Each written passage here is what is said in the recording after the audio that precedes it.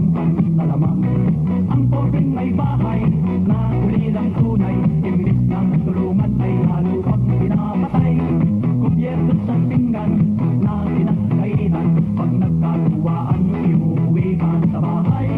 Ganyan ang ugali nitong karamihan. Titiwalag ka. Oo, lagot. Kasi nakapangako na ako sa SME ko na magbabagong buhay na ako. Tuloy, baka nalilimutan mo ang patakaran ni Tereo na ang sino mong sumapi sa kanya ay hindi na makakakalas. Bahala na. Sige, mag-ingat ka. Bati na ako.